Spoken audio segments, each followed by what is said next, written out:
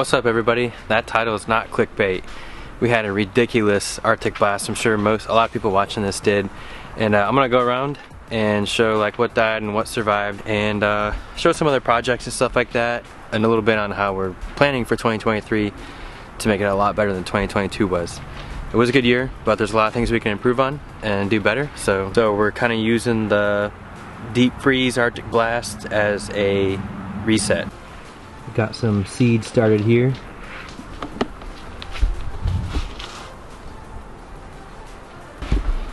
So I'm just gonna walk around the farm here and show the damage and what survived and stuff.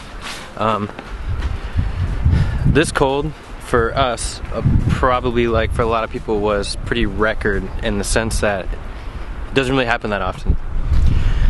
So we got down to 5 degrees and we're below freezing for 60 hours. Now if you live far up north, you're probably like, whatever, that happens every year. And that's true because it does. We grew up in Ohio, we know like what real cold is. But for here, North Carolina, that's not very common. So you can see here all this stuff completely burnt, roasted. You know, some of the dino kale is still alive, but with the 5 degrees, we also had a lot of wind, like 40 miles an hour. I'll show you guys this map here. So this is from the Ventusky or Ventusky, I'm not really sure how it's pronounced, app, and I use this app a lot to look at wind and wind direction for like when we need to close tunnels on what sides, blah blah blah, all that stuff. And you can pay like $3 to get a bunch of extra information. But you can see those blue streaks on this map, and that is like, the wind was so powerful and it's such a huge swath that those blue streaks are peaks of, like, I think it's Mount Mitchell, Grandfather Mountain, and then another mountain near Brevard, North Carolina. But that reduced the wind speed past those peaks, which are like 6,000 feet-ish, all the way to the ocean. So for us, which we weren't even home during the storm, we were in Ohio in a legitimate blizzard with -30 wind chills. I mean, legitimate blizzard, like we hit all the like actual criteria. You know, it blew all the road cover off. So, but inside the tunnels, you can see this fennel is a little damaged. It's still survived though. We can prune that off. We started pruning it today. Kohlrabi's okay. Head lettuce is okay. And we're getting these beds prepped to get our first plantings in for 2023. In this tunnel here, we had super nice, I mean, this is still actually kind of decent. It just doesn't look as good as it did. Big head lettuces. The wind just happened to hit in between these tunnels and get under the plastic here and cause a lot of damage on those, but that's the risk you take. You know, we grow all year and we sell every week all year, so holding crops over like this instead of like if we were to just come through and harvest all of them and try and sell them wholesale, or we really actually ran out of time before we left. But part of the risk is just kind of the way it goes, really. But this is a cauliflower. You can see row cover blew off in here. You see the damage, but we still have some nice heads here. You know, I have pretty big hands, and that's a nice head of cauliflower. So that survives, and that's just one layer of row cover, leaving the tunnels shut and trying to get the plants as healthy as possible so that they can use their natural defenses to fight off the cold, pests, whatever. One of the things that we did do and prep for really this winter, that because we lost a lot last winter in a snowstorm, was we wiggle wired all the ends. This is the door, so it is also on this side. It's just warmer, so we have it open. You can see just wiggle wire in here, and then when we get those 40-50 mile per hour wind gusts, plastic doesn't blow around. It stays nice and tight and keeps colder air out, and hopefully keeps the warmer air in. I definitely think that helped us a lot. We did that to all the tunnels, all 14 of them. I think it was like 600 screws and like 600 pilot holes I had to drill. So surprisingly, the Napa cabbage survived. Got some damage on the outer ones, forming up into little heads here, so it's better than nothing. We've got these Nancy head lettuces here.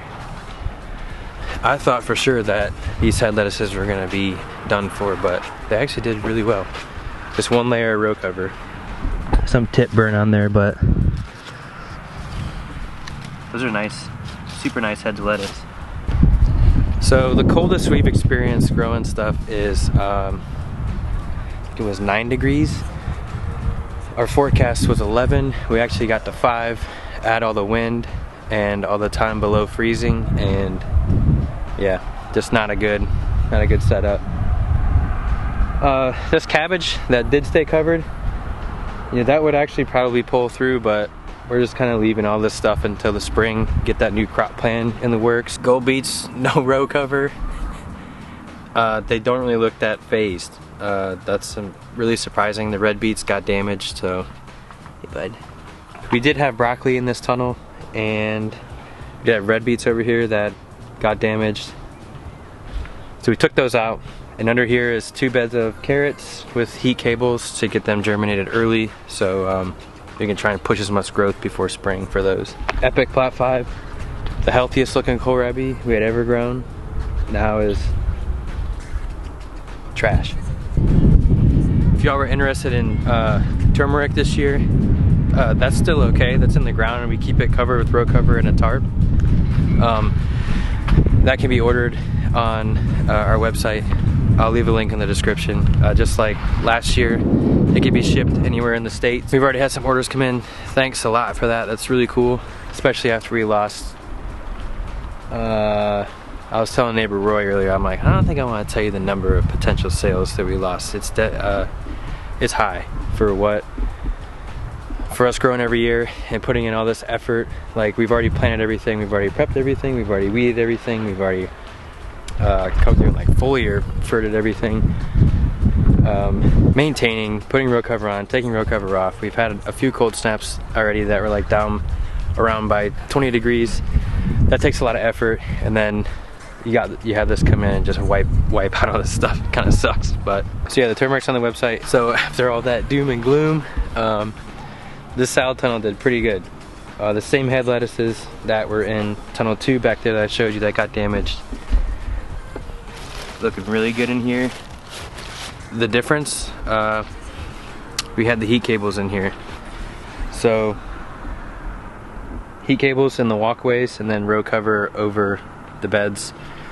I think that little bit of extra heat made a huge difference. There is some damage in here, but overall it's pretty good. The other issue with winter is lettuce drop, or sclerotinia. If you guys have this at your place in the winter, I don't know. So that was a nice head, and then this fungus just kind of ruins it. So here's, that just kind of came off right there. That sucks. We're gonna be looking for contans, which is a biological, to get down on all of our beds as we plant them for spring, and that's apparently our best bet against that. Every season has its, you know, you think summer definitely has its fungal issues, well winter does too. And you see the sky, we've had a lot of humidity this year, a lot of moisture. It's just what happens. It's actually hitting the collards too,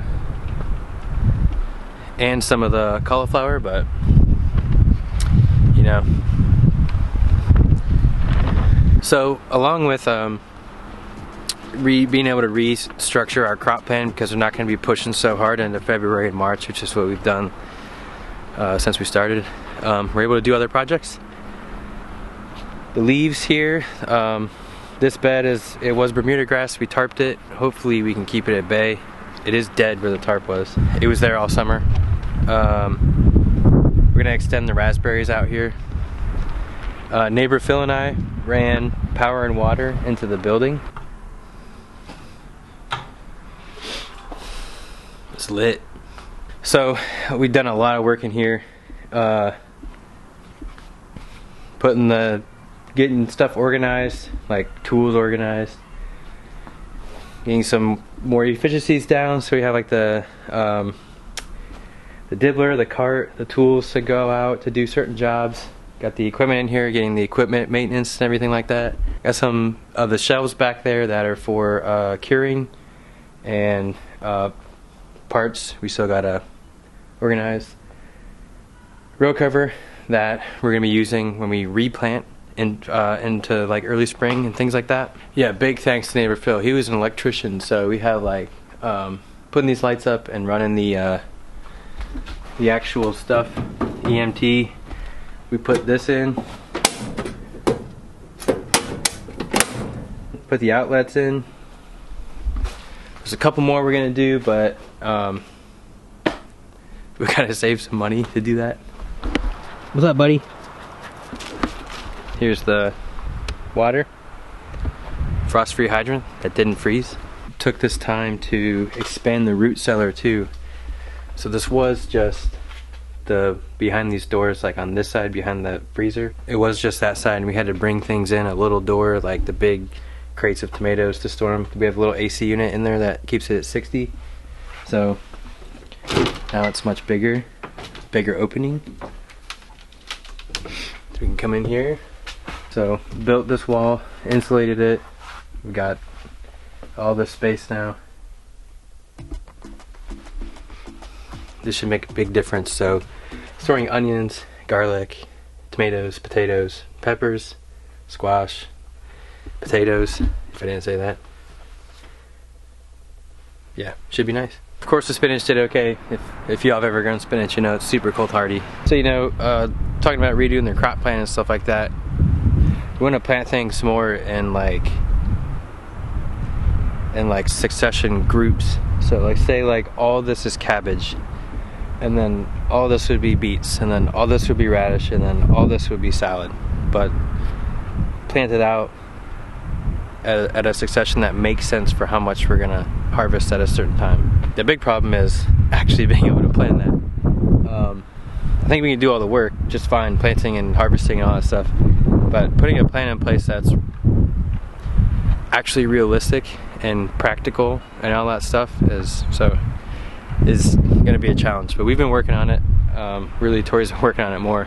So Tori's using her Google Excel wizardness here, and just a good overview. We've got like plots of beds on the left, and then on the right, or like on the top, that's like the months, which are going by weeks, because growing and selling every week, planting every week, you know, foliar feeding every week, cultivating every week, all that stuff. Sorry if it's windy, there is a line of storms coming in. So one thing I didn't put in our last video was this. That is a Tempest, like a weather station, but it's hooked to Wi-Fi. I really like to follow the weather and stuff. It's like $300, but it's totally been worth it. So with this information plus an app called Radar Omega, which is a really pretty detailed like radar app where you can go around and see different radars. You can read the warnings and stuff for your area. And the Ventusky or Ventusky, whatever, however it's pronounced, that wind app, seeing which way the wind's coming from. That also has like a future mode weather channel, and then the local weather, all that stuff to try and react to the weather better. And in the summer it makes a huge difference, like when there's storms coming, to see which way they're coming from, like when they're going to be here, so we can get things closed down. For the hurricanes, it's really been great. For heavy rains coming in, like when the rain's going to start, so we can plan work and things like that, and just to see the data from what the weather was like recently when we weren't here, when everything froze. So there's like the low temperature, there's the wind, and then there's the sea level pressure. All that stuff just goes to show, one, how unique it all was, and two, you know, having salad and fennel of all things survive 5 degrees in a tunnel and 60 hours below freezing, that's pretty good to know. So it's good. It's also good to know like what the plants were exposed to and as they were acclimating. And I have a friend that heated some of his tunnels for this cold blast, and the heaters went out, and when the heaters went out, all those plants were used to, say it was maybe 20 degrees or 30 degrees, all of a sudden it drops to 0 because that's the reality of the temperature, and they got more damage than the things that weren't heated. I came out here to the lease land and show you guys really the garlic, but also just, you know, how everything else is dead. You can see the damage here. Super nice Brussels sprouts, really thick. Just they've been really nice for January markets, and they're ruined. That's one of the things that really sucks too, is we grew all these crops, but we had really nice displays, like full displays, and we were doing 3 markets. And you know, our customers like to get stuff in the winter, so it's kind of a big thing to grow all winter, to commit to doing it. And you know, down into the teens we would have been okay if we got to, you know, if we hovered at 10 for a little bit. I think a lot of stuff probably would have been okay, but the extended cold and the wind really just cost a lot of money. Here's the garlic. So some of these plants, the older leaves got damaged, but there is new growth down in the center, so it should be fine. That was one thing too, we were like, oh, it'll be okay, you know, garlic can handle 11 degrees, 5 degrees for hours. Like, dang, dude. So out here, what did survive was the garlic, the strawberries, not where the row cover blew off, but the rest of it did, and the carrots. I thought the carrots would maybe freeze in the ground, because the ground did freeze with all this, which is something that doesn't really happen here either. And so I wasn't really sure what the carrots are gonna be like with the frozen ground, so without being in a tunnel. Yeah, check this thing out.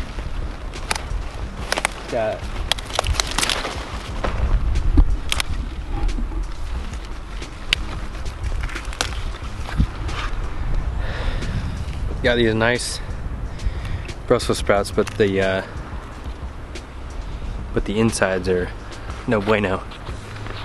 Well, we do have a plan for this though. Onions, potatoes, carrots, garlic, automated irrigation. This should be good for next year. And the greenhouse here just sent that soil to Nebraska to get tested, and then I've got a phone call set up with Ellen Polishuk to talk about that and the soil at our place. Well, I hope that gives everybody a good overview of if you're going into a winter growing full-time, what temperatures things can handle. So what's probably going to survive based on what survived for us. Cabbages and stuff, they would have survived too if they were in a tunnel. I mean, most things would have survived if they were in a tunnel. And the tunnel was actually able to heat up during the day, and it kept the wind off better. So those are the big things that helped with that. Yeah, that irrigation busted, so I think a deer ran into it though. Winter market gardening, what a blast.